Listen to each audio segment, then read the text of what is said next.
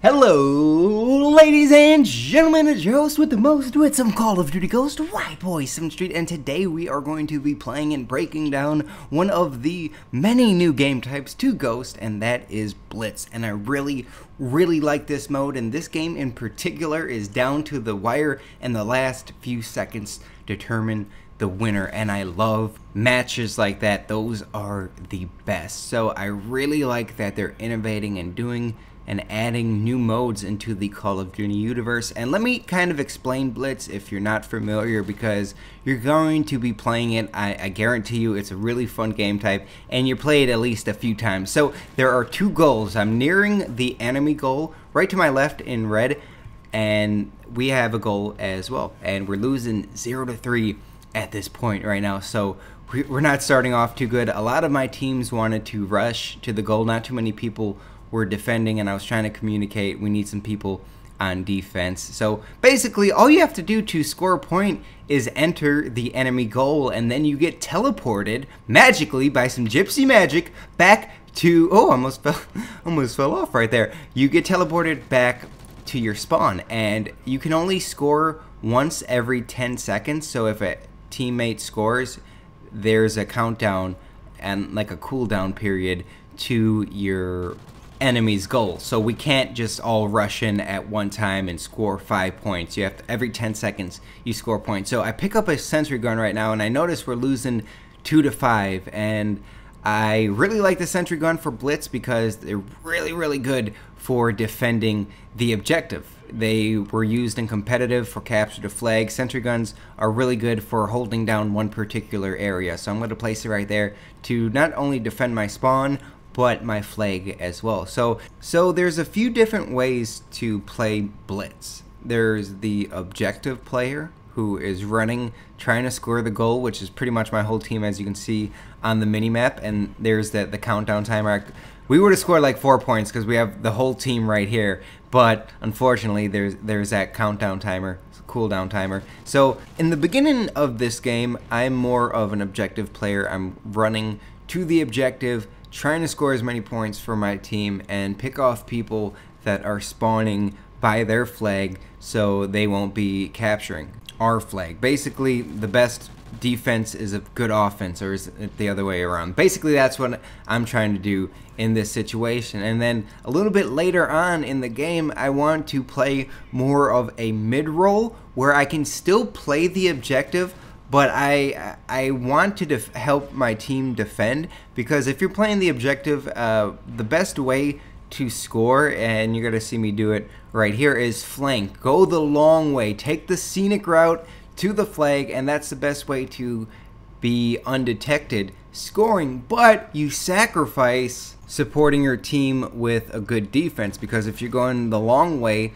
you're not going to encounter too many enemies. And just like Black Ops 2 Domination, you switch sides, so no one team has the better advantage. Some maps are a little bit better on one side than the other, so I like that they switch sides. So you can be offensive, rush for the flag, and try to get as many points as you can, but you will run into people playing the other type of play style for this game type, and that's defense. There's some people who will just stand and camp within a 30-foot radius of the flag, just trying to pick off anyone rushing to it, and it's easy pickings for the most part, because people are just going to be blindly running to the flag trying to get a point. But sometimes that will end up getting you killed for the people who are just sitting back waiting for people to run towards the flag, because usually the flag is in an open space and you have enough time to pick a few people off. So I don't think camping in this game type is going to be looked down upon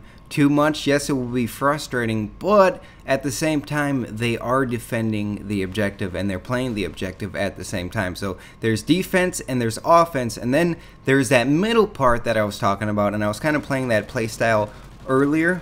Freaking IMS, I see you laying there. So you can play like a defensive, really offensive, or in the middle, kind of like I was playing in the beginning and the start of this video. Be very aggressive, but still try to control the middle of the map, because that's the most important part of the map. If you can get your teammates to occupy the middle and push forward to the objective, you're going to have an advantage. Because if you're controlling the middle, the enemy team isn't going to spawn by your flag. They're going to spawn really close to their flag, and it'll trap them back and push them back a little bit.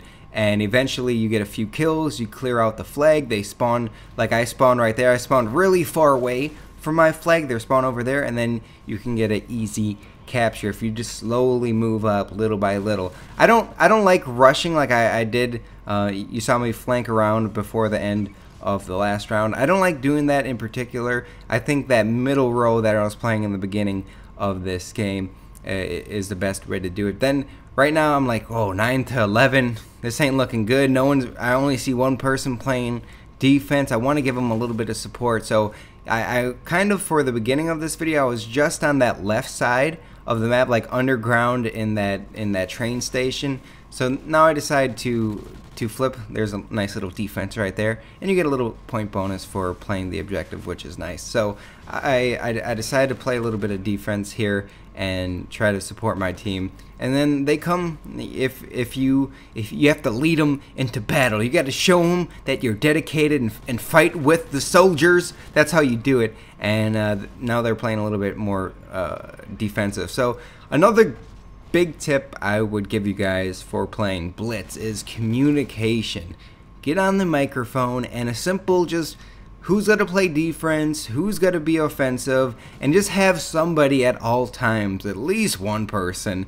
But you know, to be honest, you need like one person on defense, one person in the middle, kind of giving support if the person on defense is getting overrun, and then a few people playing the objective. And a nice little mix of that is always nice to have. And you don't want to put all your eggs in one basket, all rushing to the objective. As you saw in the beginning of this video, it didn't pay off. And then we like fine-tuned our strategy a little bit, and now it's a closer game, 13 to 13 with 1 minute left on the game clock. Ladies and gentlemen, can you guys just take 2 seconds really quick to like this video? Give it a thumbs up if you're excited for Ghost. I'm trying to give you a bunch of awesome videos. I'm working really hard, and I do appreciate when you guys show the love and give me some support. It is well needed, and it motivates me to make more and more videos. So like I was saying, just get on the mic, try to communicate with people and try to lead them into battle. Right now I'm trying to get my teammates to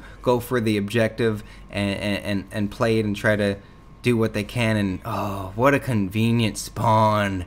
I did not see. Oh man, 15 to 15.